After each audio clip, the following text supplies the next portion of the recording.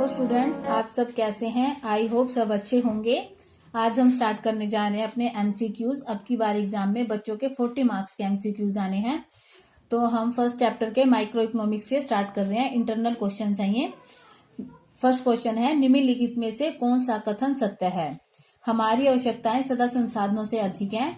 हमारे संसाधन सदा आवश्यकताओं से अधिक होते हैं। संसाधनों के वैकल्पिक प्रयोग नहीं होते, इच्छाओं के वैकल्पिक प्रयोग होते हैं। तो इसका आंसर क्या है? फर्स्ट, हमारी आवश्यकताएं सदा संसाधनों से अधिक हैं।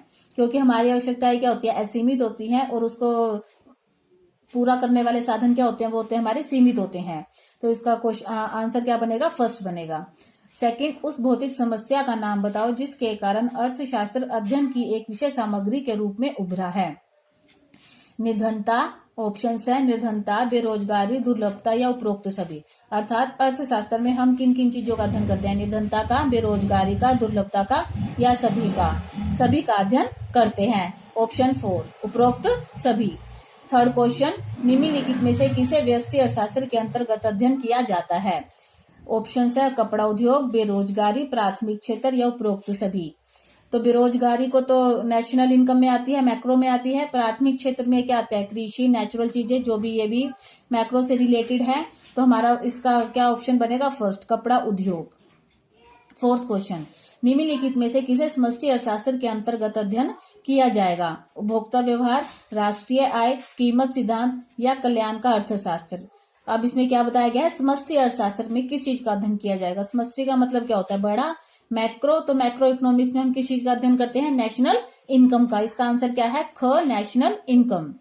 नेक्स्ट क्वेश्चन है, बाजार अर्थव्यवस्था में उत्पादन डैश के लिए किया जाता है। दो अर्थव्यवस्था होती है हमारी, पूंजीवादी अर्थव्यवस्था और समाजवादी अर्थव्यवस्था। तो पूंजीवादी अर्थव्यवस्था अर्थात बाजार अर्थव्यवस्था, इसमें किस चीज का अध्ययन किया जाता है? ऑप्शन है लाभ, समाज कल्याण, सेवा या सरकारी जिम्मेदारी। इसका आंसर है फर्स्ट, लाभ। तो बाजार अर्थव्यवस्था में उत्पादन किया जाता है, लाभ के लिए किया जाता है। नेक्स्ट क्वेश्चन है हमारा, व्यष्टि अर्थशास्त्र में अध्ययन किया जाता है। ऑप्शन है मांग का सिद्धांत, उत्पादन का सिद्धांत, कीमत निर्धारण का सिद्धांत, साधन कीमत का सिद्धांत या सभी। तो व्यष्टि अर्थशास्त्र में हम सभी इन चीजों का ही अध्ययन करते हैं। मांग के सिद्धांत का, उत्पादन के सिद्धांत का, कीमत निर्धारण का सिद्धांत, साधन कीमत का सिद्धांत या हम इन सभी में व्यष्टि अर्थशास्त्र में इन सभी का अध्ययन करते हैं। माइक्रो इकोनॉमिक्स में ये सारे टॉपिक्स हमारे आते हैं। सेवंथ क्वेश्चन, क्या उत्पादन किया जाए?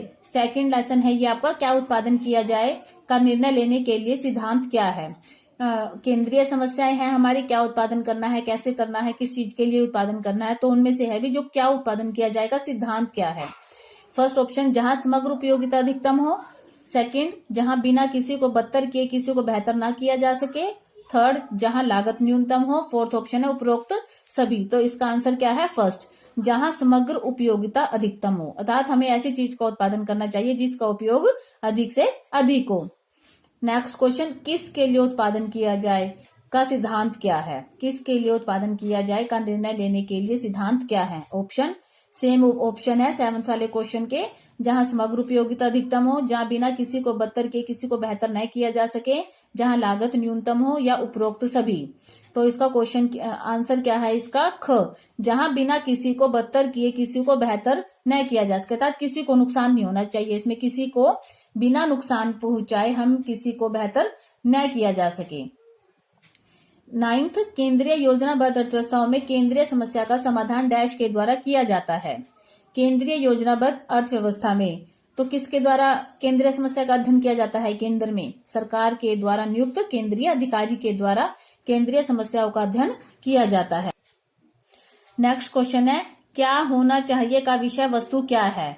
ये हमारे माइक्रो इकोनॉमिक्स से फर्स्ट चैप्टर में है। दो ऑप्शन है, वास्तविक विज्ञान और आदर्शात्मक विज्ञान। आपने पढ़ा होगा क्या होना चाहिए, क्या था, क्या है और क्या होगा। तो क्या होना चाहिए किससे रिलेटेड था? हमारा आदर्शात्मक विज्ञान से रिलेटेड है। नेक्स्ट क्वेश्चन है, अंतरराष्ट्रीय व्यापार का अध्ययन किसमें किया जाता है? अंतरराष्ट्रीय व्यापार का अध्ययन किससे किया जाता है? इसके नाम से ही पता चल जाता है हमें, माइक्रो इकोनॉमिक्स है, मैक्रो इकोनॉमिक्स है या लोक अर्थशास्त्र है या कोई नहीं है। हमारी तो दो इकोनॉमिक्स है, माइक्रो इकोनॉमिक्स और मैक्रो इकोनॉमिक्स। तो नेशनल इनकम हमने किसमें किया है? आप पढ़ चुके होंगे नेशनल इनकम। किसमें हमने अध्ययन किया था? अंतरराष्ट्रीय व्यापार का, समष्टि अर्थशास्त्र। इसका ऑप्शन क्या है? समष्टि अर्थशास्त्र सेकंड है। नेक्स्ट क्वेश्चन, एडम स्मिथ ने धन संबंधी परिभाषा कौन से सन में दी? फर्स्ट चैप्टर में ही पढ़ा होगा कि एडम स्मिथ ने धन संबंधी परिभाषा दी है, तो कौन से सन में दी है वो? 1772 में, 1774 में, 1776 में, 1778 में।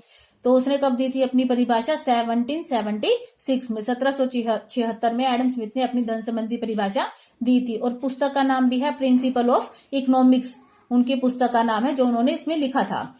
फिर अब भौतिक कल्याण संबंधी परिभाषा किस अर्थशास्त्री ने दी है? डॉक्टर मार्शल ने, रॉबिन्स ने, सैमुअलसन ने या पीटरसन ने? तो भौतिक कल्याण संबंधी परिभाषा किसने दी? डॉक्टर मार्शल ने दी है। नेक्स्ट क्वेश्चन, ग्रीक भाषा में व्यष्टि को क्या कहा जाता है? ग्रीक भाषा में व्यष्टि को, इंग्लिश में व्यष्टि को क्या कहा जाता है? माइक्रो कहा जाता है। तो ग्रीक भाषा में व्यष्टि को क्या कहा जाता है? माइक्रोज। ख ऑप्शन है, MIKROS, माइक्रोज। ग्रीक भाषा में व्यष्टि को माइक्रोज कहा जाता है। लास्ट क्वेश्चन, अर्थशास्त्र में अध्ययन किया जाता है। अर्थशास्त्र में किसका अध्ययन किया जाता है? असीमित आवश्यकताएं, सीमित साधन, वैकल्पिक उपयोग या सभी? तो अर्थशास्त्र में हम किसका अध्ययन करते हैं? सभी का अध्ययन करते हैं। ये तो आपने पढ़ा ही होगा, फर्स्ट चैप्टर में है। हमारी आवश्यकताएं असीमित होती हैं, साधन उसको क्या होते हैं? सीमित साधन होते हैं, और उपयोग क्या होते हैं? वैकल्पिक उपयोग होते हैं। ताकि इसका ऑप्शन क्या है? उपरोक्त सभी। आई होप सबको ये क्वेश्चन अच्छे से समझ आए होंगे। आपको कोशिश करेंगे कि हर एक चैप्टर की MCQs डेली मिलते रहे। Thank you. कृपया करके इसको लाइक, शेयर और सब्सक्राइब जरूर करें। थैंक्स।